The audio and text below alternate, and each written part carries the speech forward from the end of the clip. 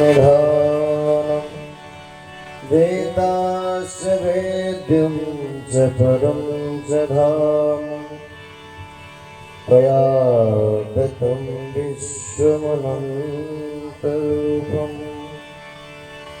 हरि भजने राम भजने हरि भजने का मौका हरि भजने राम भजने हरि भजने का मौका हरि भजने राम भजने हरि भजने का मौका हरि भजने राम भजने हरि भजने का मौका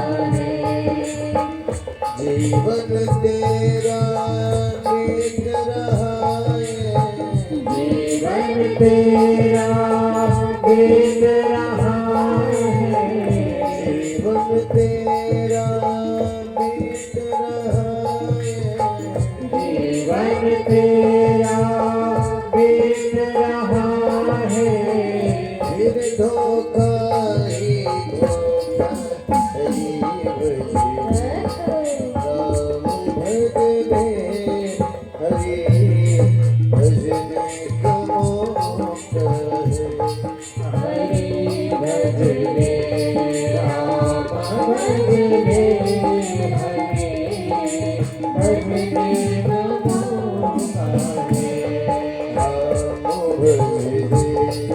राम भजने श्याम भजने सदा भजने का मौका राम भजने श्याम भजने सदा भजने का मौका श्री सद्गुरुदेव महाराज परमपिता जी परमेश्वर की जय आनंद कंद प्रभु सदानंद मनोहर भगवान की जय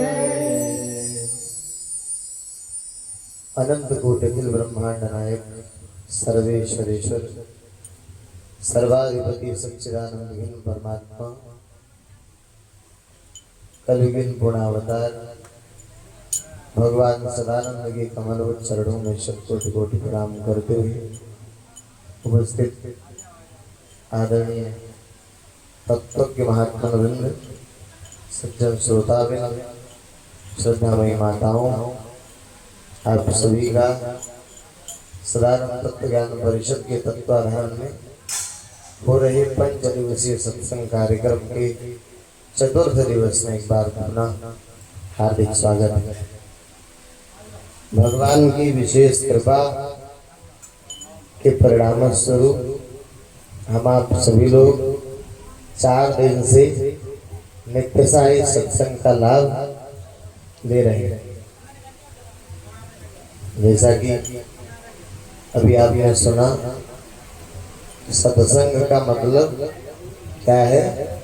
सत्य का संग है। सत्य का मतलब क्या हुआ? पीछे बड़ी हलचल है, शांति बनाइए आप लोग।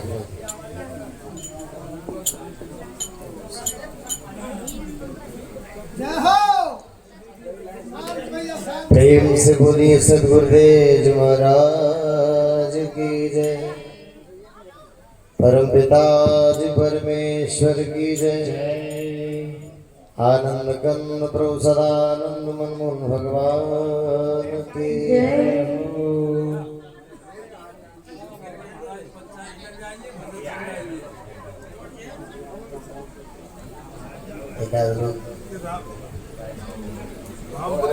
बैठे पीछे उनको बोल दो यार, थोड़ा सवार आगे आप लोग बढ़ जाइए।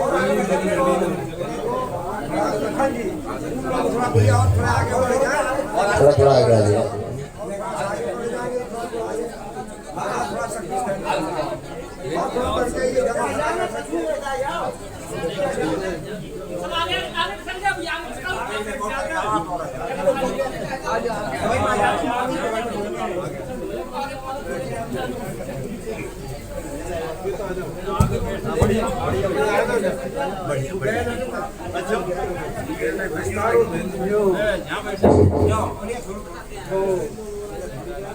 प्रेम से बोलिए सदगुरुदेव जी महाराज की परम पिता जी परमेश्वर की जय। आनंद कंद प्रभु सदानंद मनमोहन भगवान की जय। आप लोग एकदम शांति बनाकर बैठे हैं। कोई आता है तो वो अपना जगह खुद ढूंढ लेगा, मुझे कहाँ बैठना है। कहीं ना कहीं बैठे जाएगा, इधर बैठ जाएगा, इधर भी जगह पड़ा है, दो चार आदमी इधर ही बैठ सकते हैं। एकदम शांति बना के सुनिए, है ना।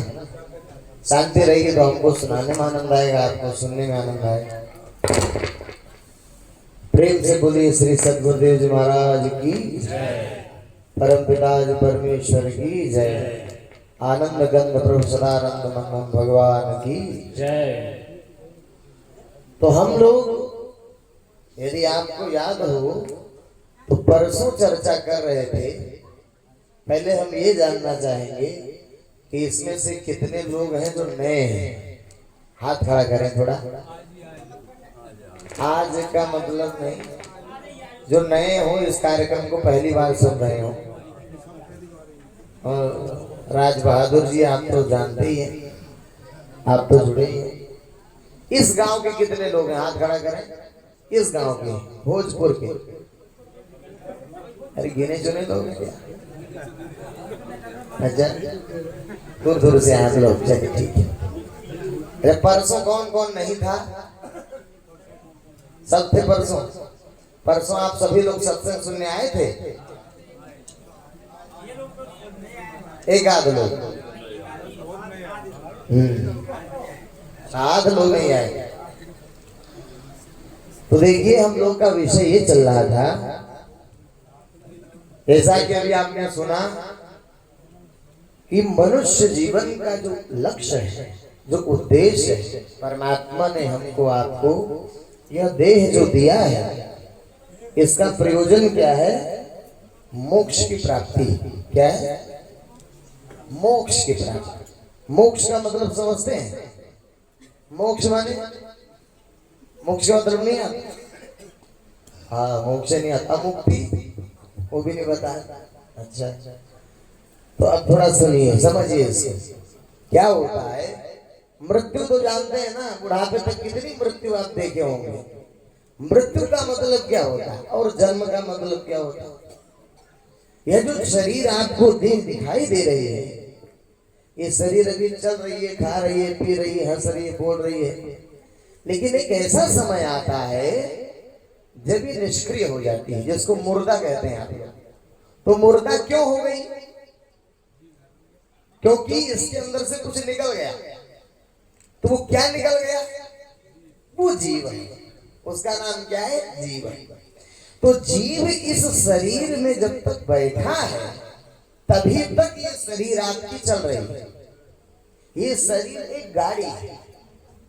जैसे चार पहिया गाड़ी होती है तो गाड़ी बाहर से दिखाई देती है, लेकिन ड्राइवर दिखाई नहीं देता है, ड्राइवर अंदर रहता है। तो ऐसे ये शरीर तो दिखाई दे रही है, लेकिन इसका जो ड्राइवर है वो दिखाई नहीं दे रहा आपको। और आप स्वयं ड्राइवर ही हैं, यानी हम जो हैं वो जीवात्मा है, शरीर नहीं है। शरीर तो हमारा एक कपड़ा है, एक वस्त्र है। जिस प्रकार ये वस्त्र हमने धारण किया है ना, तो ऊपर से दिखाई तो वस्त्र दे रहा है, लेकिन हम वस्त्र नहीं है। ये वस्त्र हटाएंगे तब पता लगेगा कि हम कौन है। उसी प्रकार ये शरीर क्या है? वस्त्र है। भगवान ने कहा, वासांस जीर्णानि यथा विहाय नवानि गृह्णाति नरोपराणि तथा शरीराणि विहाय जीर्णा नन्यानि संयाति नवानि। इस प्रकार हम कपड़ा पुराना हो जाता है तो उतार कर रख देते हैं, नया कपड़ा पहनते हैं। ऐसे ही ये जो जीव है ये एक शरीर को छोड़ता है और दूसरा नया शरीर पहनता है। तो ये शरीर एक कपड़ा है। तो जीवात्मा, देखिए, मृत्यु से सबको भय लगता है कि नहीं लगता है? तो ये जो मृत्यु है, इस मृत्यु में दुसह आता है। 100 बिच्छू एक साथ डंक मारे उतनी वेदना एक बार मृत्यु में होता है। और फिर जन्म में भी इतनी पीड़ा है, और एक आध बार नहीं जन्मता है जीव, जब 83,99,999 योनियां भोगता है जन्म और मरण, तब जाकर के मनुष्य का शरीर मिला। तो अब दोबारा फिर हमको जन्म और मरण के चक्र में न जाना पड़े, इसी का नाम मोक्ष है। समझ रहे हैं? इसलिए हमको जरूरत है मोक्ष। मोक्ष क्या है? जब जीवात्मा दोबारा आवागमन के चक्र में नहीं जाता है तो क्या होता है, उसे क्या कहते हैं? मोक्ष। यानी जीवात्मा इस आवागमन के बंधन से मुक्त हो जाए। आवागमन माने जन्मना मरना, जन्मना मरना। तो जन्म और मरण के चक्र से हम निकल जाएं और भगवान के धाम में जाकर स्थित हो जाएं, इसी का नाम क्या है? मोक्ष है। इसी का नाम मुक्ति कह लीजिए, मोक्ष कह लीजिए। समझ में आया? बाबा जी लोग मूछ वाले बाबा, समझ में आ रहा है? मुक्ति माने ये जीवात्मा दोबारा मरण इसका न हो, दोबारा जन्म इसका न हो, और जन्म और मरण की पीड़ा को बार बार न झेलना पड़े। सदा सर्वदा ये जीवात्मा इस शरीर से निकलकर भगवान के धाम में जाकर के स्थित हो जाए, इसी का नाम क्या है? मोक्ष। समझ में आ गया? अब प्रश्न आता है कि मोक्ष जो वस्तु है ये देगा कौन? कौन देगा मोक्ष? कौन देगा? कौन दे? ये बाबा जी, कौन देता है मोक्ष? कौन दे? भगवान दे। और भगवान क्या है? भगवान क्या है? यही विषय हम लोग परसों चर्चा कर रहे हैं कि भाई भगवान होता क्या है। क्योंकि अब कोई गणेश जी को भगवान कह रहा है, कोई शंकर जी को भगवान कह रहा है, कोई देवी देवताओं को भगवान कह रहा है। आर्य समाजी तो जितने हैं, आर्य समाज जो संस्था है घनघोर कर्मकांडी, पढ़ते वेद हैं और वेद में झारझारा कर्मकांड भरा है। इसलिए बच्चों जो गुरुकुल में भी आजकल जा रहे हैं ऋग्वेद नहीं पढ़ा रहे हैं, उनको पढ़ा रहे हैं शुक्ल यजुर्वेद, क्योंकि सारा कर्मकांड यजुर्वेद में। तो क्यों? कर्म में, यानी उनके लिए देवी देवता अरुण गरुण वरुण अग्नि और वायु और इंद्र और ब्रह्मा शंकर इंद्राज लोकपाल भी जितने हैं, इन सब की पूजा करने में वो लोग लगे। तो मुक्ति कौन देगा? भगवान। तो भगवान है कौन? क्या गणेश जी भगवान है? कौन भगवान है? इस विषय की हम लोग चर्चा कर रहे हैं। तो इस परिप्रेक्ष्य में हम लोगों ने कहां तक हम लोग पहुंचे थे कि एक बार त्रेता युग में रावण के अत्याचार से पृथ्वी जब भारी हुई और पृथ्वी ने सोचा कि भाई पृथ्वी का भार उतरेगा कैसे, तो उतारेगा तो खाली भगवान परमात्मा, उसके सिवाय और कोई रावण को मार नहीं सकता था।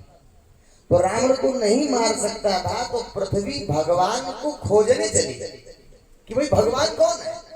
वहां भी प्रश्न उठा, त्रेता युग में भी ये प्रश्न उठा कि भाई रावण जैसे महाबली को, महायोद्धा को, जिसने काल को भी जीत लिया हो, भाई काल को भी जिसने जीत लिया हो, यमराज को उसकी ड्यूटी करते थे,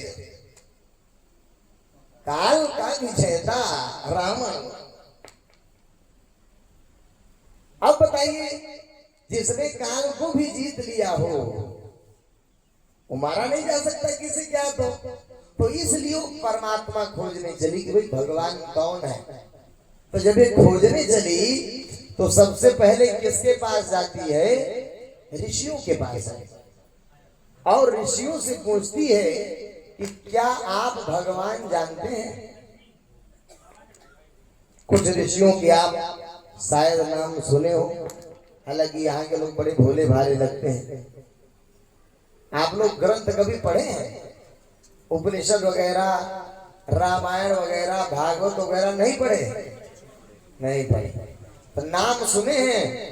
अगस्त ऋषि, वाल्मीकि ऋषि, नाम तो सुने होंगे ना। अब बताइए, इतने बड़े बड़े ऋषि महर्षि उस समय थे। याज्ञवल्क्य जी भी थे, भरद्वाज जी भी थे, वशिष्ठ जी भी थे, और विश्वामित्र जी भी थे, जमदग्नि भी थे, अगस्त्य मुनि भी थे। नाना प्रकार के ऋषि महर्षि जिनका व्याख्यान आजकल ग्रंथों में प्राप्त होता है, उन सब के पास गई।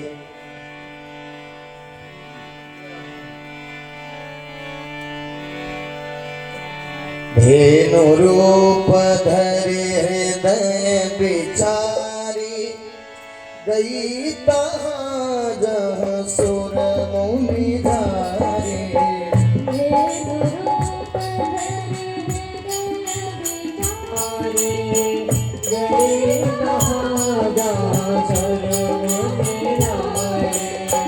निज संताप सुनाय सिरोई, ताहू पे कछु काज न होई।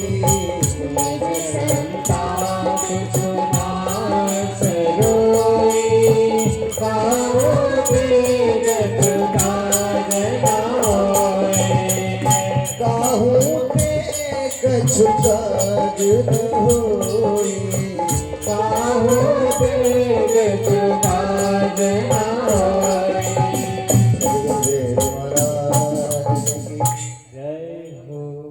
पृथ्वी भगवान को खोजने चली, तो भगवान को खोजने चली इसे ऐसे धरती पर, तो बड़े बड़े ऋषि महर्षि उस समय, और ऋषियों के पास जाकर के प्रश्न करते, क्या आप भगवान को जानते हैं? जानते हो तो बताइए। तो एक भी ऋषि महर्षि उस समय का यह कहने वाला नहीं मिला कि मैं भगवान को जानता हूं, जबकि बहुत ऋषि महर्षि। त्रेता युग, सतयुग, द्वापर में जितने ऋषि महर्षि थे, अंगिरस, अथर्वा, पुलस्त, पुला, भृगु, क्रतु, याज्ञवल्क्य, भरद्वाज, द्रुमुल, चमस, करभाजन, पिपलायन, या इधर त्रेता युगीन ऋषि महर्षि व्यास, पराशर, द्वापर योगी, सौनक, अंगिरा, अथर्वा, जितने भी ऋषि महर्षि थे, इन ऋषि महर्षियों के पास सिद्धियां और शक्तियां तो बहुत थी, लेकिन वो भगवान क्या है ये नहीं जानते। कितना बड़ा आश्चर्य की बात है। परमात्मा एक ऐसा विषय है जिसको ऋषि महर्षि तो जानते ही नहीं है, देवी देवता गण भी नहीं जानते कि भगवान ऐसा विषय परमात्मा। मानस में आया, जग पेखन तुम देख निहारे, विधि हरि शंभु न जामनिहारे। भगवान जो है वो ब्रह्मा, शंकर और इंद्र आदि लोकपालों को भी नचाता है। हम लोग शंकर जी को भगवान समझ रहे हैं। तो क्या हुआ, जब पृथ्वी पर कहीं भी बात नहीं बनी, कोई बताने वाला मिला ही नहीं कि भगवान कौन होता है, पता ही नहीं किसी को। तो क्या हुआ फिर, पृथ्वी समस्त और भी देवी देवता इकट्ठे हुए, तो सभी देवी देवता लोग मिलकर के कहां चले, ब्रह्मलोक जाते हैं। ब्रह्मलोक ब्रह्मा जी के यहाँ सुर मुनि गंधर्वा मिलकर सर्वा विरंची के लोका, संग गोदन उधारी भूमि बेचारी, परम विकल भय सोना। सुर मुनि गंधर्वा मिलकर सर्वा विरंची के लोका, संग गोदन उधारी भूमि बेचारी, परम विकल भय सोना। सुर मुनि गंधर्वा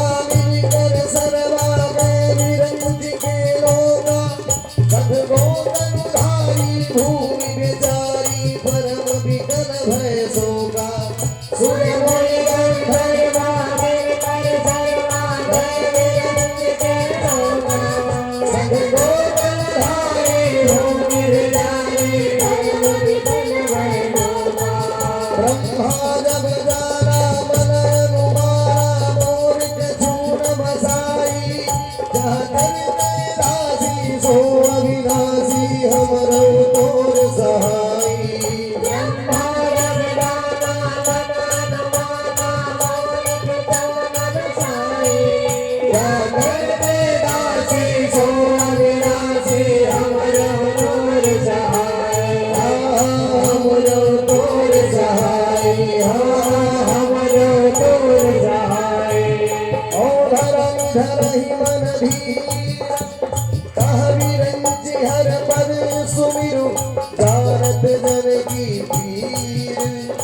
प्रभु भंजहि दारुण विपति प्रभु भंजहि दारुण प्रभु भंजहि दारुण।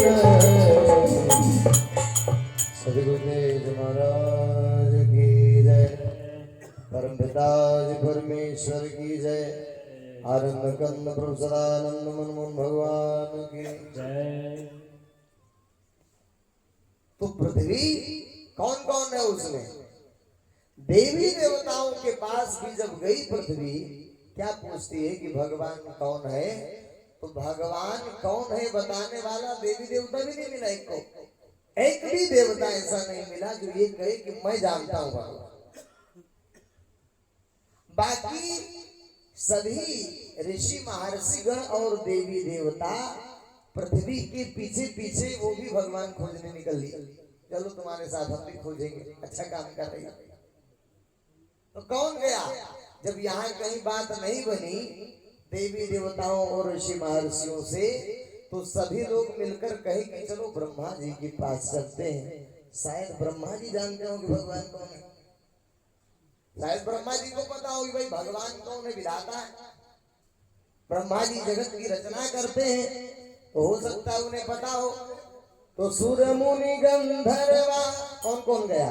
सुर देवता लोग, मुनि लोग गए, गंधर्व भी उसमें शामिल थे। गए विरंच के लोग ब्रह्मा जी के लोग में गए। ब्रह्मा जी ने देखा कितनी बड़ी फौज आ रही है। तो ब्रह्मा जब जाना मन अनुमाना मोर कछु न बसाई। ब्रह्मा जी ने पहले अनुमान किया क्या कि जिस प्रश्न को ये लेकर के आ रहे हो तो हमको भी नहीं पता। ये प्रश्न लेकर के आ रहे हैं कि भाई भगवान कौन है, तो पहले ही वो सोच ले कि बताओ जवाब क्या देंगे। तो ब्रह्मा जी पहले उठ के खड़े हो गए। क्यों? क्योंकि ब्रह्मा जी जानते थे कि इस प्रश्न का जवाब तो हमारे पास भी नहीं कि भगवान कौन है, मैं भी नहीं जानता। क्यों? क्योंकि पूर्व काल में ब्रह्मा जी के ही सुपुत्र है जिनका नाम है देवर्षि नारद। तो नारद जी एक बार उनके अंदर भी यह जिज्ञासा उत्पन्न हुई कि भाई इस ब्रह्मांड की रचना करने वाला है कौन? हम सभी पैदा हुए, ब्रह्मा जी, शंकर जी, इंद्राज, लोकपाल, सारे मनुष्य, गंधर्व, सिद्ध, चाणर, विद्याधर, मनुष्य, किम पुरुष इत्यादि की उत्पत्ति हुई। तो कौन है उत्पत्ति करता? भगवान कौन है? तो उन्होंने देखा, बड़ा विचार किया नारद जी ने। वो देखे कि भाई सब कुछ तो हमारे पिताजी बना रहे हैं। पिताजी माने ब्रह्मा जी। ब्रह्मा जी सब कुछ बनाते हैं, सारी रचना तो यही कर रहे हैं, तो इसका मतलब यही भगवान है। तो हाथ जोड़कर एक दिन गए, पितामह मैं एक प्रश्न करना चाहता हूँ आपसे। आप ही परम ब्रह्म हैं, इस जगत की रचना करने वाले। ब्रह्मा जी ने कहा नारद, इस संसार में जितने भी अज्ञानी पुरुष हैं, जिनको ज्ञान नहीं है, उनको यही लगता है कि मैं ही सब कुछ। लेकिन नारद वास्तविकता ऐसी है नहीं। मैं नहीं हूं कुछ, मैं दिखाई तो जरूर दे रहा हूं, लेकिन हमारे भी ऊपर कोई है। यस्यावतार कर्माणि गायन्ति हस्विदादियः लेकिन अयं विदन्ति तत्त्वेन तस्मै श्री भगवते नमः। हे नारद, जिनका अवतार होता है भगवान, जिनका अवतार होता है, और जब वो धरती पर आते हैं किसी मनुष्य शरीर को धारण करके, तब वो जो लीला करते हैं मात्र उतना ही हम लोग उनके चले जाने के बाद गाते रहते हैं। लेकिन अयम विदन्ति तत्त्वेन, नारद उनको तत्वतः कोई नहीं जानता। यानी जो भगवान है उनको तत्वतः कोई नहीं जानता। मैं तो एक भगवान का कार्य करता हूं। किसने कहा? ब्रह्मा जी ने। किससे कहा? नारद जी। हे नारद, मैं तो भगवान का एक छोटा सा काम करने वाला कार्य करता हूं। अब प्रत्यक्ष तो कार्य करता ही ना दिखाई देता है। भाई मोदी जी आपके यहाँ कोई प्लान देने तो आते नहीं है, आता तो कोई छोटा मोटा कर्मचारी ही है? तो सरकार तो छुपी हुई है ना, उसका आदेश काम कर रहा है। है कि नहीं? सादेश काम कर रहा है, गवर्नमेंट नहीं दिखाई दे रही है। ठीक उसी प्रकार परमात्मा के तीन प्रमुख प्रतिनिधि हैं, ब्रह्मा जी, शंकर जी और विष्णु। ये तीन का काम है इस ब्रह्मांड को उत्पन्न करना, स्थित रखना, पालन करना और विनष्ट करना, नाश करना। तो ये तीन देवता हैं, ब्रह्मा, विष्णु और शंकर। तो तीन देवता। अब ब्रह्मा जी का कार्य क्या है? ब्रह्मा जी को उत्पन्न किया गया। जैसे सरकार में तीन विभाग होते हैं, एक होता है कार्यपालिका, एक होता है न्यायपालिका और एक होता है विधायिका। तीन डिपार्टमेंट। न्यायालय जाते हैं ना लोग, यहाँ कुछ होता है तो गवर्नमेंट ने निपटेगी तो फिर न्यायालय जाए, कोर्ट जाए। I will see you in court, मैं तुम्हें कोर्ट में देख लूंगा। कोर्ट क्या है? उस पर सरकार का भी कोई शासन नहीं करता है। सुप्रीम कोर्ट का जज अगर लिख दे, उठा करके मोदी को भी जेल में डाल दिया जाए, इतना पावर होता है सुप्रीम कोर्ट की जज के पास। तो कहने का मतलब जो तीन विभाग जिस प्रकार यहाँ सरकार के, उसी प्रकार तीन विभाग परमात्मा ने इस ब्रह्मांड को चलाने के लिए बनाया। तो पहला ब्रह्मा जी।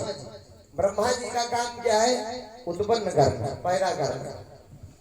हम सभी जितने भी 84 लाख में प्राणी हैं, सुकर कुकर, पशु पक्षी, कीट पतंग, पेड़ पौधा, जलचर थलचर नभचर, जो भी जीव जंतु, उन सबको उत्पन्न करने की जिम्मेदारी किसकी है? ब्रह्मा जी।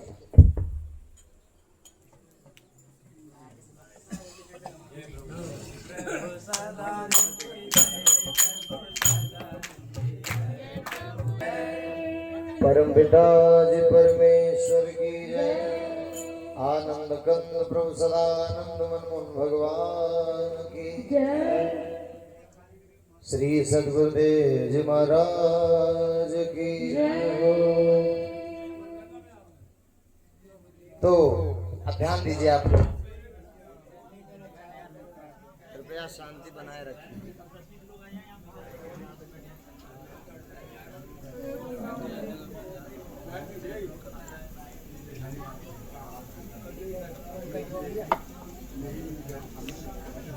एक आदमी वहीं कुर्सी लगा के बैठा है तो जनरेटर के पास।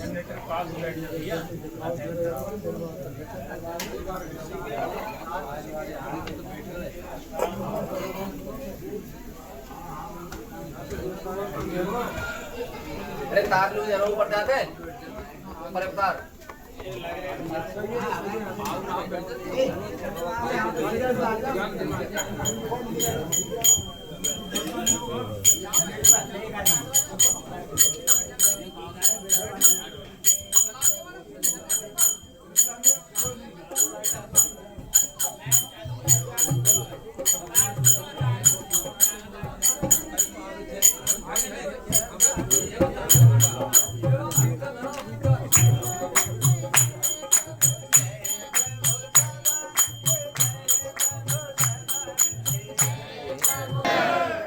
परम पिता जी परमेश्वर की जय। आनंद कंद प्रभु सदानंद मनमोहन भगवान की जय। तो हम लोग कहाँ पर थे, याद है आप लोगों को? क्या बता रहे थे? नहीं ब्रह्मा जी का ये था काम करते हुए, तो ब्रह्मा जी का हाँ है ना। नारद जी ने ब्रह्मा जी से जब पूछा कि आप ही जगत को उत्पन्न करते हैं तो आप ही परमात्मा हुए, ब्रह्मा जी ने कहा कि नारद जितने अज्ञानी इस संसार में हैं, ऐसा ही उनको लगता है कि मैं ही भगवान हूँ, लेकिन बात ऐसी है नहीं। मैं परमात्मा नहीं, भगवान कोई और है और हम भगवान के कार्यकर्ता हैं। उसने हमको इस जगत को उत्पन्न करने के लिए रखा है और फिर इसका पालन पोषण करने के लिए दूसरा विभाग है विष्णु जी का, और फिर इसका संहार करने के लिए तीसरा विभाग है शंकर जी का। समझ रहे हैं? ये तीन विभाग हैं, लेकिन ये लोग विभागाध्यक्ष हैं, यानी विभाग के प्रमुख हैं। अब किसी भी विभाग का प्रमुख कोई काम नहीं करता, वो खाली आदेश देता है। काम कौन करता है? असिस्टेंट। काम सहायक करता है ना। तो ब्रह्मा जी का जो असिस्टेंट है वो कौन है? विश्वकर्मा। रचना विभाग कौन करते हैं? विश्वकर्मा जी करते हैं।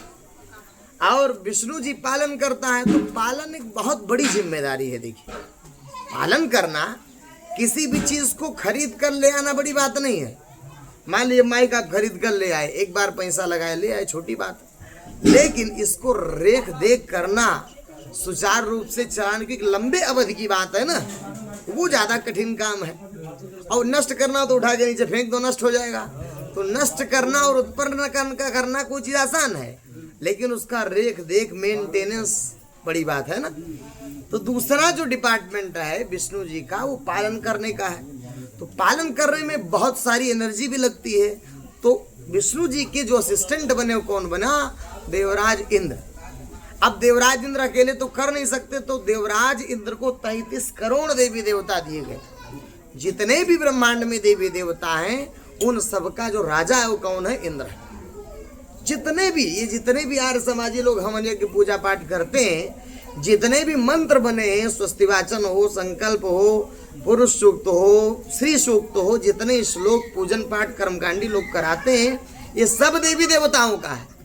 और ये सभी देवी देवताओं का राजा कौन है? इंद्र है। क्योंकि इन्हीं देवी देवताओं से ब्रह्मांड का चालन कर रहा है, पालन पोषण कर रहा है। पंच पदार्थ के पंच अलग अलग देवता हैं, ये मिल करके क्या कर रहे हैं? ब्रह्मांड को चला रहे हैं, पालन पोषण कर रहे हैं। फिर एक ऐसा समय आता है कि अब नष्ट भी करना है, तो नष्ट करने के लिए शंकर जी हैं। तो शंकर जी हेड हैं, और उनका जो शिष्य है, असिस्टेंट है, जो काम करता है, वो यमराज।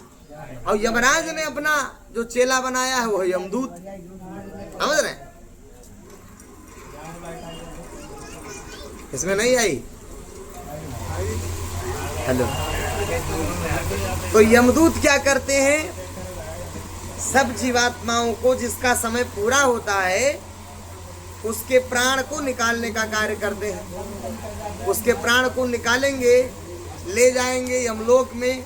उनके कर्मों के हिसाब से उनके दंड का निर्धारण होगा। फिर उनको 84 लाख योनियों में डाला जाएगा। ये सब काम किसका है?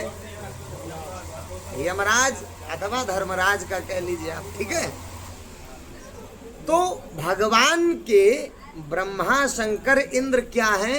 कार्यकर्ता है, भगवान नहीं है। ये बहुत समझ लीजिए अच्छे से। ब्रह्मा शंकर इंद्रादि लोकपाल जो देव कहला रहे हैं, त्रिदेव कहलाते हैं, ये क्या है? भगवान के कार्यकर्ता है, ना कि भगवान है। समझ रहे हैं? संसार के लोग क्या है? कांवड़ लेने जाते हैं तो भोलेनाथ को ही भगवान समझते हैं, भगवान भोलेनाथ। लेकिन भगवान भोलेनाथ नहीं है। आप देखेंगे भागवत में एक प्रकरण आता है, जब अम्बरीश जी का अपमान दुर्वासा ने किया, तो भगवान ने दुर्वासा ऋषि के पीछे चक्र छोड़ दिया अपना। दुर्वासा भागे भागे शंकर जी के पास गए, पाए माम प्रभु, पाए माम, बचाइए मुझे। शंकर जी ने कहा हम नहीं बचा सकते हैं, क्योंकि ये तो भगवान का चक्र है, इससे रक्षा तुम्हारी हम नहीं कर सकते। क्यों? क्योंकि सर्वे वयम नियमम प्रपन्ना, हम सभी उस परमात्मा के नियम में बंधे हुए हैं। अहम भवो दक्ष भृगु प्रधाना, प्रजेश भूतेश सुरेश मुख्या, सर्वे वयम नियमम प्रपन्ना, मूर्धन अर्पितम लोकहितम बहामः।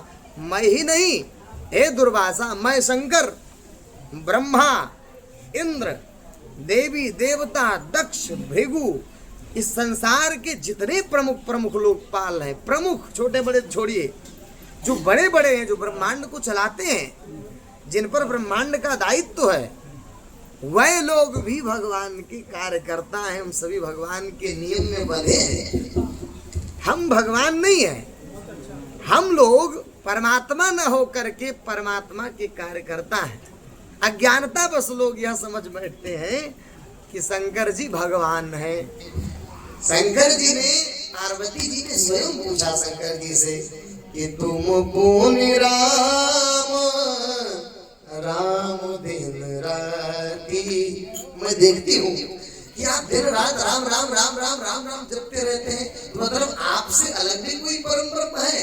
तो कहे गिरजा हाँ, राम सो परमात्मा भवानी, राम ही साक्षात ब्रह्म है, हम लोग तो उसके कार्यकर्ता हैं।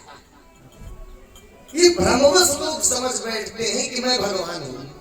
शंकर जी कह रहे हैं मैं वास्तव में भगवान नहीं हूँ पार्वती, मैं भगवान का एक कार्यकर्ता हूँ, जिसको ये जिम्मेदारी मिली है कि ये जो जीवात्माएं जिनका समय पूरा हो गया है उनको यमराज के माध्यम से परलोक ले जाओ, कर्म के अनुसार उनको दंड दो, प्रतिफल दो और फिर 84 लाख योनि का चक्र कटाओ। ये जिम्मेदारी हमको मिला है, हम भगवान नहीं।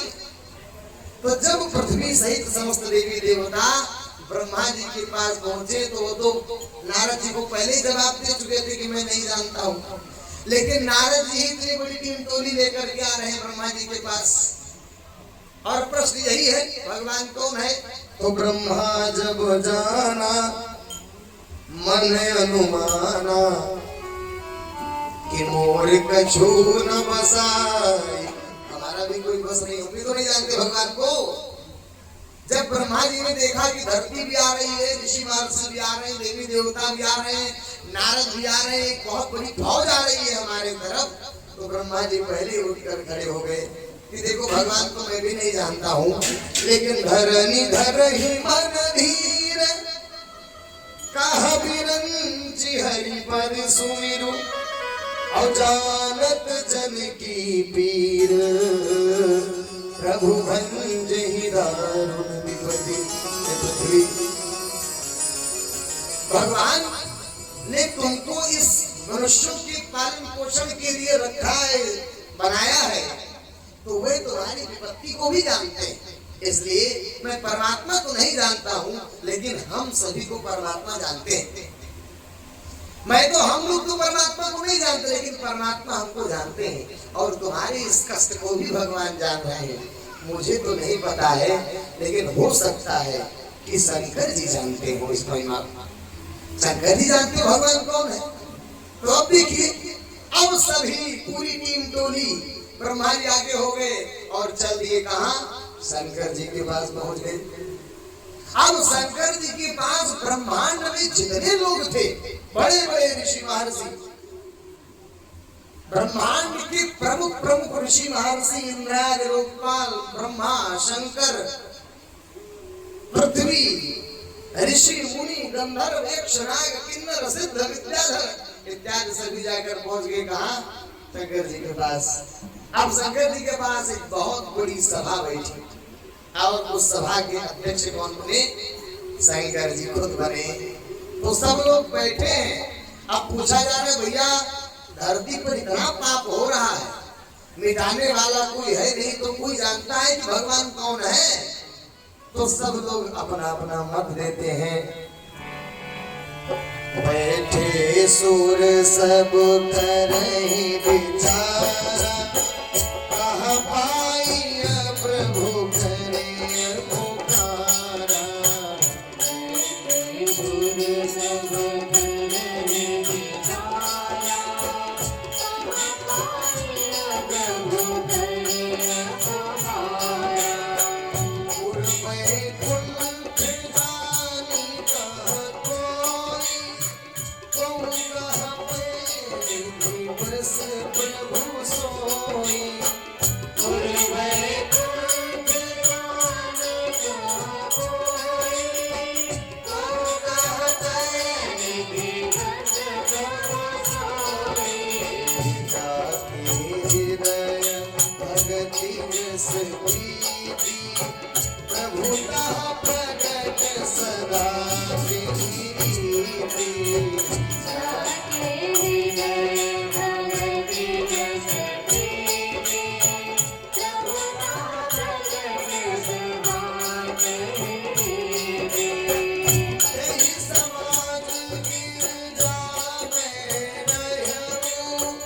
अवसर पाई वचन यक कहूँ,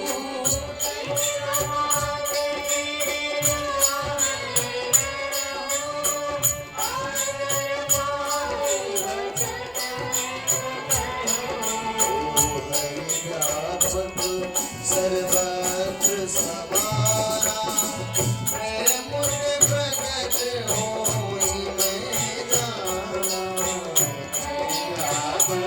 सर्वत्र समाना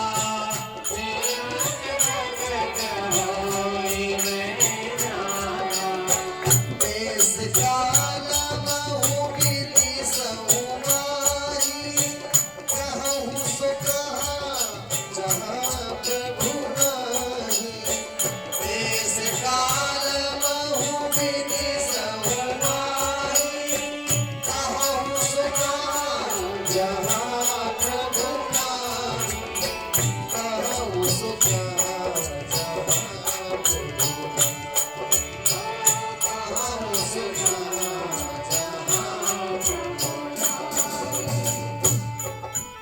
सदगुरुदेव महाराज की परम पिता परमेश्वर की जय आनंद गंध ब्रह्म सदानंद मनमोहन भगवान की जय। अब बताइए ब्रह्मांड में कोई बाकी रह गया? ब्रह्मांड के सभी देवता तो खोज रहे हैं भगवान को। तो अगर शंकर जी भगवान होते तो ये कहते ना कि मैं ही तो भगवान हूँ, कहाँ खोज रहे हो, है कि नहीं? लेकिन शंकर जी ये नहीं कहते, खोज हो रही है वहां कि भाई तुम बताओ भगवान कौन है। तो कोई उसी में खड़ा होकर कहता है वैकुंठ जानी कहा कोई। वो कहता भगवान भाई वैकुंठ में रहते हैं। वो कहता नहीं वैकुंठ वाला भगवान नहीं है। वो कहा पाए दिवस प्रभु सोई। कोई कहता है क्षीर सागर में भगवान रहते। कह रहा नहीं ऐसा भी नहीं है। जाके हृदय भगत जस प्रीति, जिसके हृदय में जैसा प्रेम होता है वैसे भगवान प्रकट होता है। देखिए अलग अलग मत हो गए कि नहीं? यानी क्लियर नहीं है किसी को कि क्या है भगवान वास्तव में। तुलसीदास जी ने भी रामायण लिखा तो जहां जो मन में आया वहां लगा दिया। कहीं कह दिया साज प्रकाश रूप भगवाना, तो कहीं लिख दे एक अनी अरूप का नामा, तो कहीं राम से परमात्मा भवानी, तो कहीं सोहम वृत्ति अखंडा। नाना मतलब परिभाषा कहीं क्लियर नहीं हुई कि भगवान है कौन। तो यहाँ भी किसी को पता तो है नहीं, लेकिन अब कोई बात जब पूछी जाती है तो भाई अपना अपना मत लोग देते हैं कि हमारी समझ से ऐसा है। लेकिन जब किसी के मत से संतुष्टि नहीं हुई तो शंकर जी ने कहा देखिए ऐसा है, मैं जानता हूं जहां तक मेरा अनुभव है कि भगवान प्रेम से प्रकट होता है। कहने को तो सर्वत्र है, कहूं सो कहूं जहां प्रभु नाई। लेकिन यह धारणा जैसे सब लोग कहते हैं भगवान को सब में, बहुत लोग इस मान्यता के भी लोग यहाँ होंगे कि सबके अंदर भगवान, सबके अंदर है, सबके अंदर है पक्का। कितने लोग ये मानते हैं कि नहीं हम सबके अंदर भगवान है? सुने हैं? हाँ, ये जो मान्यता है, देखिए भगवान सर्वव्यापी है, लेकिन इस सर्वव्यापी का जो अर्थ है वो ये नहीं है कि कण कण में व्याप्त है। हमारे यहाँ एक बैनर लगा होगा, कहाँ लगाया हो?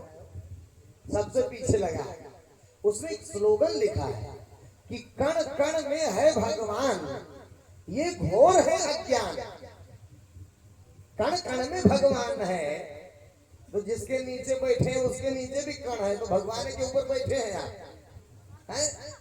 और चप्पल जहां उतार के हैं उसके नीचे भी कण है, तो भगवान के ऊपर चप्पल उतार के आ गए आप। अगर कण कण में भगवान विराजमान है तो चप्पल के नीचे जो कण है उसके अंदर ही भगवान है? नहीं नहीं, अरे अब वो भी तो कण है, तो उसके नीचे नहीं है, वो बाहर वाले कण में है, ऐसा नहीं है। अब तो समझिए क्या है, भगवान सर्वव्यापी है, परंतु परमात्मा का सर्वव्यापकत्व तो ऐसा नहीं कि कण कण में है। कण कण में तो छोड़ दीजिए, इस शरीर में भी नहीं रहता है भगवान।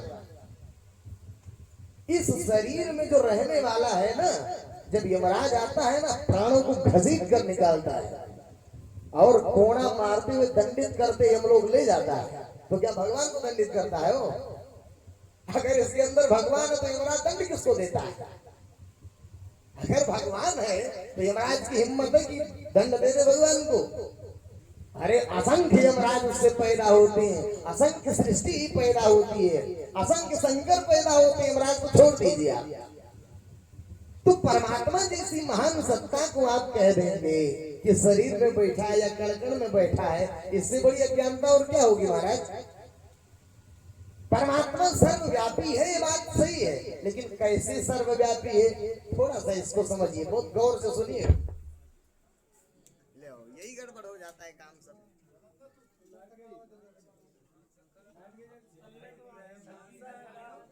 जय आनंद कंद प्रभु सदानंद मनमोहन भगवान की। तो परमात्मा वो स्लोगन क्या कहता है कि कण कण में भगवान। अरे ये घोर है अज्ञान और सबके अंदर भगवान। अरे मूर्खता पूर्ण है अज्ञान, सबके अंदर भगवान नहीं है, न कण कण में भगवान है। अब इसको तीन प्रकार से हम लोग प्रमाणित करते हैं, देखते भी हैं। एक प्रमाण तो विज्ञान का है। जब ऐसी बात वैज्ञानिकों ने सुना कि भाई कण कण में भगवान है, ऐसा लोग कहते हैं, तो उन्होंने देखा कि भाई कण तो सब चीज कण से मिलकर के बना है। ये ईंट किससे? छोटे छोटे कण से ही ना मिट्टी से बना है ना, मिट्टी छोटे छोटे कण से मिलकर बना है ना। तो उन्होंने क्या किया, वैज्ञानिकों ने इस कण को तोड़ना शुरू किया कि देखें कहां भगवान बैठा है इसमें, है ना। तो तोड़ते तोड़ते तोड़ते तोड़ते जब गए तो अंत में उन्हें क्या मिला? अंत में क्या मिला? एकदम अंत में जाइए, आप लोग समझ नहीं पाएंगे इसको, विज्ञान की बात। तो जब अंत में इसको तोड़ते तोड़ते अंत हुआ इस कण का, तो क्या मिला उनको? शक्ति मिला। शक्ति मतलब प्रकाश और ध्वनि, एक लाइट मिला और आवाज आई और प्रकाश। तो उन्होंने क्या निर्णय लिया कि भाई जो कण कण में है वो क्या है? शक्ति है, परमात्मा नहीं है। और शक्ति और परमात्मा में अंतर है। ये बात जरूर है कि शक्ति परमात्मा की है, लेकिन शक्ति परमात्मा नहीं है। इसको फिर से समझिए आप। कण कण में क्या है? शक्ति। ये जो पदार्थ बने हैं, पदार्थ माने जो कुछ भी दिखाई दे रहा है आपको, ये सब शक्ति से ही मिलकर के बना है, समझ रहे? यहां तक कि इस शरीर की जो रचना हुई है 5 तत्वों से हुई। आकाश, वायु, अग्नि, जल और थल, 5 तत्वों से शरीर रचा गया। और ये 5 तत्व किससे रचे गए? शक्ति से रचे गए। 5 तत्व किससे बने? शक्ति से बने। तो शक्ति ने ही मिलकर इस सारे ब्रह्मांड को बनाया है। तो कण कण में शक्ति है, परमात्मा नहीं। बात समझ में आ गई? यानी कण कण में क्या है? शक्ति है। और शक्ति भगवान का एक बहुत छोटा सा अंश है, भगवान नहीं है वो। ऐसे समझिए आप, जैसे समुद्र से सूर्य क्या करता है? पानी को खींचता है, अवशोषित करता है, ऊष्मा बनाता है ना, भाप लेता है, सुखाता है, फिर बादल बनाकर फिर बरसाता है, और बरसाता है तो वही पानी नदी में जाता है। तो नदी में जो पानी है वो समुद्र का क्या है? अंश है। समुद्र का ही ना अंश है नदी में जो पानी है। लेकिन नदी समुद्र नहीं है, नदी अलग है, समुद्र अलग है। नदी समुद्र कब कहलाएगी? जब नदी जाकर के समुद्र में मिल जाए, तब नदी समुद्र कहला सकती है। ठीक उसी प्रकार इस शरीर के अंदर भी जो बोलने वाला है वो परमात्मा नहीं है, वो जीवात्मा है, जीव है। वो जीव इस शरीर में बोल रहा है, परमात्मा नहीं। न शरीर में परमात्मा है और न कण कण में परमात्मा है। इसके भगवान कृष्ण ने अध्याय 9 में 2 श्लोक कहे, 4 और 5। क्या कहता है? मया तत्मिदं सर्वं जगदव्यक्तमूर्तिना मत्स्यधानि सर्वभूतानि न चाहं तेष्वस्थितः। हे अर्जुन, मया ततम् इदं सर्वं, यह संपूर्ण जगत यद्यपि मेरे द्वारा उत्पन्न किया गया है, यह संपूर्ण जगत मुझ निराकार परमात्मा से व्यक्त हुआ, साकार हुआ, लेकिन मत्स्यधानि सर्वभूतानि, ये समस्त भूत मुझ में स्थित हैं, लेकिन न चाहं तेषु अवस्थित, मैं इनमें स्थित नहीं। सीधा मना किया कि मैं इनमें स्थित नहीं हूं। यानी भगवान ने सीधे मना किया कि मैं किसी भी शरीर में स्थित नहीं हूं, कण कण में तो हूं ही नहीं, इन शरीरों में भी नहीं हूं। आत्मा भी इस शरीर में नहीं रहता है। आत्मा और जीव में अंतर समझ लीजिए आप। अगला ही श्लोक कहता है, न जा मत्स्यधानि भूतानि पश्य मे योगमैश्वरम् अभूत भृन्न च भूतस्थो ममात्मा भूत भावनः। हे अर्जुन, न जा मत्स्यधानि भूतानि पश्य मे योगमैश्वरम्, मैं तो हूं ही नहीं, जरा मेरी आत्मा को तो देखो, मेरी योग शक्ति को देखो, जो संपूर्ण ब्रह्मांड का धारण पोषण करने वाली है। ममात्मा भूत भावनः, मेरी आत्मा भी इन शरीरों में निवास नहीं करती। इस शरीर में परमात्मा तो है ही नहीं, आत्मा भी नहीं है इस शरीर में। इसमें क्या है? जीव है। जीव और आत्मा में अंतर है। गौर से सुनना आप लोग। जो यमराज निकाल कर ले जाता है, जिसको नर्क में देता है, स्वर्ग ले जाता है, फिर 84 लाख का चक्कर काटती है, वो आत्मा नहीं, वो जीव है। वो क्या है? जीव है। यानी आप सभी की शरीर को जो चलाने वाला है वो कौन है? जीव है। नर्क किसका होता है? जीव। आत्मा तो विशुद्ध चेतन निर्विकार सत्ता है, यमराज उसका कुछ नहीं कर सकता आत्मा का। क्यों? क्योंकि आत्मा इंद्रिया परा अर्थात विश्व ब्रह्मणः मनसस्तु परा बुद्धिर अबुद्धि आत्मा महान परः। चेतन वर्ग से भी श्रेष्ठ है आत्मा। समझ रहे हैं आप?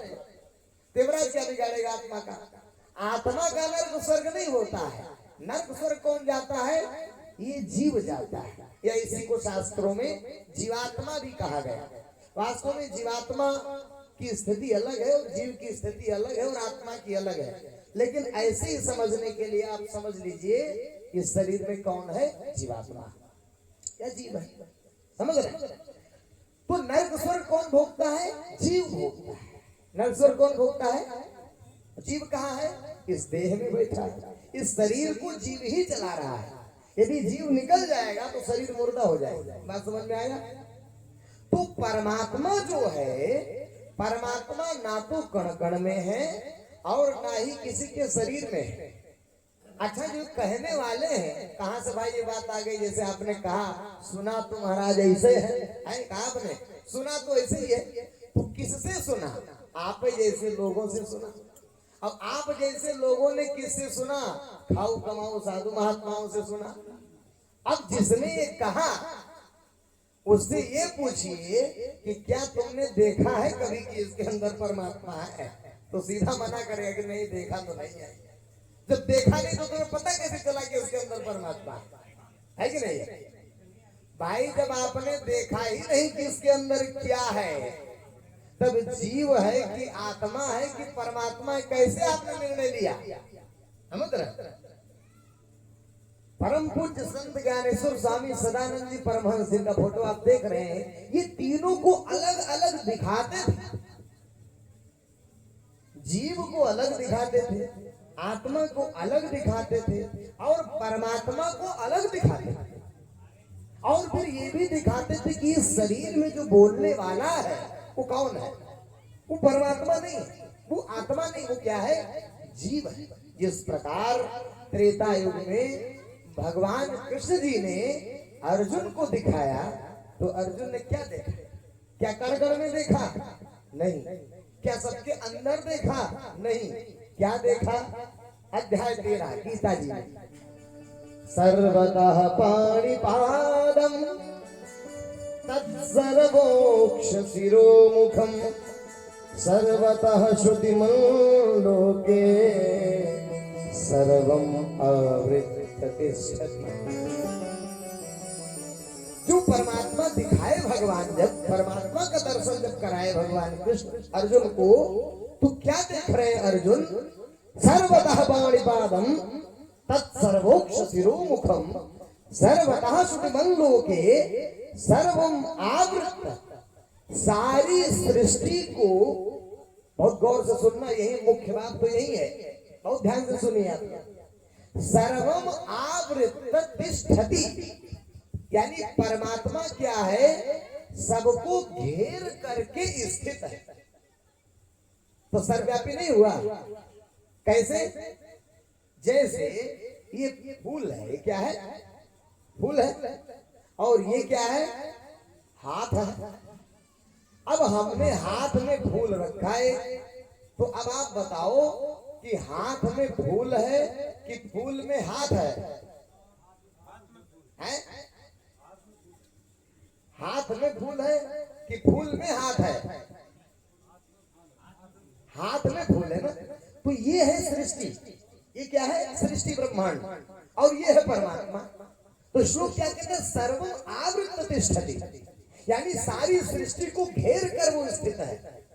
तो सृष्टि के चारों ओर परमात्मा है कि नहीं? फूल के चारों ओर हाथ है कि नहीं है? भाई फूल तो बीच में ना है, हाथ तो चारों ओर है।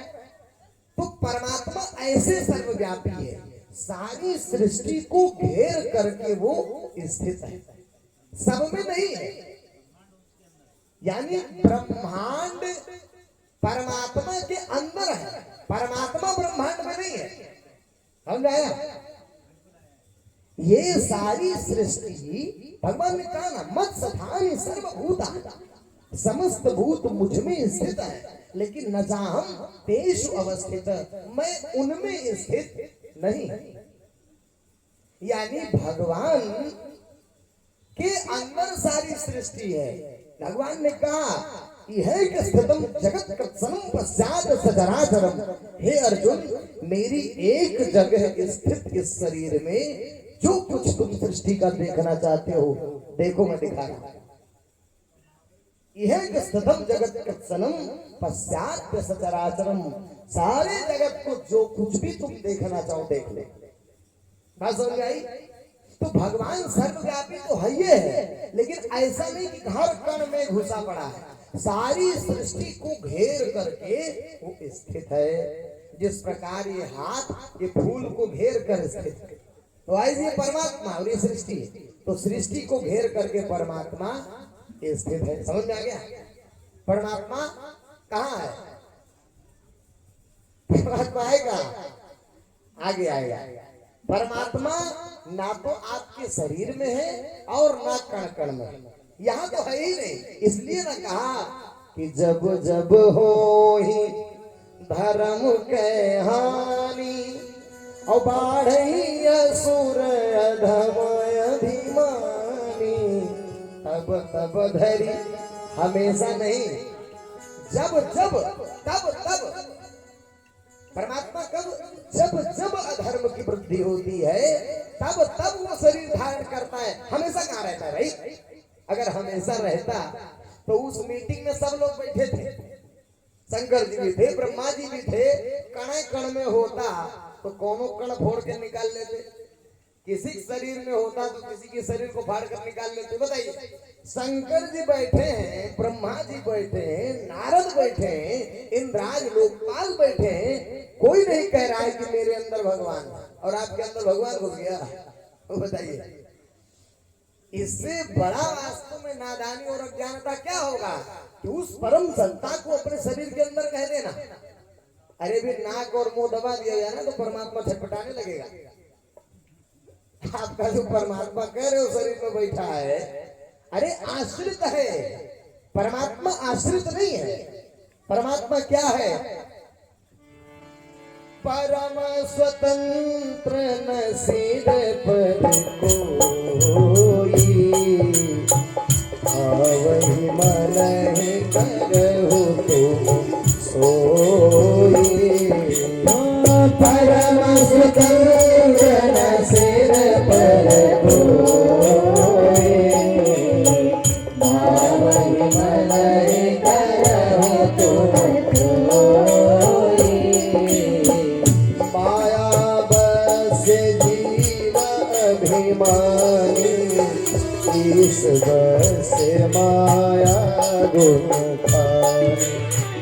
माया बस जीव अभिमानी, ईश बस माया गुण खानी। ईश बस माया गुण खानी। ईश बस माया गुण खानी। परमात्मा क्या है? देखिए क्रम है, एक तरफ जीव है, आत्मा है, माया है, फिर परमात्मा है, चार क्रम है। तो माया के वशीभूत जीव है, माया बस जीव अभिनय। जीव किसके वशीभूत है? माया। और माया किसके वशीभूत है? परमात्मा। और परमात्मा क्या? परम स्वतंत्र, यानी उसके ऊपर कोई है ही नहीं। परम स्वतंत्र न सिर पर कोई, उसके ऊपर कोई नहीं है, यानी वो किसी पर भी आश्रित नहीं है। सृष्टि नाम की जब कोई भी चीज नहीं थी तब भी होती। जब सृष्टि में कुछ भी नहीं था, न आकाश, न वायु, न अग्नि, न जल थल, न मनुष्य, न शक्ति, न ऊर्जा, न आत्मा, न माया, न ब्रह्मा, न शंकर, न इंद्र, न गरुण, वरुण, यमराज, जितने भी ऋषि महर्षि, कोई जन था ही नहीं, तब वो अकेला था। उसी को अद्वैत कहा गया। परमात्मा वंदी वन, एक अकेला था। अहमेवासदेवाग्रे नान्यम यद सद असत परम। जब ब्रह्मा जी को उत्पन्न किया भगवान ने, तो ब्रह्मा जी ने पूछा, को हम, मैं कौन हूं, किस लिए आया हूं? भगवान ने कहा, ब्रह्मा तुम्हारा काम है करना, सृष्टि उत्पन्न करने के लिए तुम्हें बनाया गया है। और मैं जो हूं, अहमेवासदेवाग्रे नान्यम यद सद असत परम। जब तुम भी नहीं थे, जड़ भी नहीं था, चेतन भी नहीं था, सत्य भी नहीं था, असत्य भी नहीं था, अंधकार भी नहीं था, प्रकाश भी नहीं था, तब भी मैं था, केवल मैं। अहम एवं समेवाग्रे नान्यम सद असत परम। असत्य भी नहीं था और सत्य भी नहीं था, तब भी मैं था। यानी वो अकेला था। और वो अकेला है तो उसके किसी पर आश्रित है क्या? हो किसी पर आश्रित है परमात्मा? लेकिन जो इसके अंदर बैठा है ना, वो श्वास पर आश्रित है, तो परमात्मा कैसे हो सकता है? अगर आश्रित है, 2 मिनट के लिए आपका नाक और मुंह दबा दिया जाए भी, तो परमात्मा अंदर छटपटाने लगेगा आपके, क्योंकि वो परमात्मा नहीं, वो जीवात्मा है। इसलिए वो स्वतंत्र नहीं, वो पराधीन है। और पराधीन सपने सुख नहीं, पराधीन है वो। यहां से और आदि शक्ति महामाया तक कोई स्वतंत्र नहीं है, केवल परम स्वतंत्र एकमात्र भगवान है। और ऐसी परम सत्ता को बताते हो कि शरीर में बैठा है, इससे बड़ी जाहिलता और क्या होगी? बताइए भाई, ये पंखा चल रहा है, सही बात है, ये पंखा चल रहा है, ये लाइट जल रहा है, तो लाइट जल रहा है तो हम ये तर्क दे दें कि इसके अंदर ट्रांसफार्मर है, तो ये तो बेवकूफी है ना। ट्रांसफार्मर तो कहीं और लगा, और ट्रांसफार्मर में इतनी क्षमता है कि ऐसे ऐसे कितने बल्बों को जला देगा। तो अगर हम ये तर्क दें कि अगर ट्रांसफार्मर ना होता तो ये बल्ब जलता, तो ये हमारी बेवकूफी है कि नहीं? तो परमात्मा सोर्स है, सारी सृष्टि का सोर्स है। जगत प्रकाश प्रकाशक रामू मायाधीश ज्ञान गुण था। भगवान क्या है? जगत का प्रकाशक है, सारी सृष्टि का उत्पत्ति करता है, स्रोत है, और वो एक है। समझ आया बात? तो परमात्मा ना तो कण कण में है और ना ही सबके शरीर में है। समझ रहे हैं? तो क्या हुआ? अब शंकर जी ने कहा, भैया पता तो यहाँ किसी को भी नहीं है कि भगवान है कौन। अब इतने लोग बैठे हैं, खोज रहे भगवान कौन है, भगवान कौन है। अब क्या हुआ? तो शंकर जी ने कहा भैया भगवान तो सबको जानते हैं ना, हम लोगों के कष्टों को भी भगवान जान रहे हैं, क्योंकि उसी ने पैदा किया हम लोग उसके कार्यकर्ता हैं, तो भगवान तो सब कुछ जान ही रहे हैं, तो सब लोग भगवान की स्तुति करो। तो सबने मिलकर क्या किया? भगवान की स्तुति किया। हम लोग भी स्तुति गाते हैं। क्या स्तुति गाया? रामचरितमानस के बालकांड में सभी देवी देवता ऋषि महर्षि मिलकर, हे प्रभु हम तो आपको जानते नहीं, हे देवताओं के नायक, जय जय सुर नायक जन सुखदायक पाल भगवन, जय जय सुर नायक जन सुखदायक पाल भगवन, बोल जय हितकारी जय सुरारी सिद्धि सुता प्रिय कंता, जय हितकारी जय असुरारी सिद्धि सुता प्रिय कंता, पालन सुरधरनी अद्भुत करनी मरम न जाने कोई, पालन सुरधरनी अद्भुत करनी मरम न जाने कोई, जो सहज कृपाला दीन दयाला करहु अनुग्रह सोई,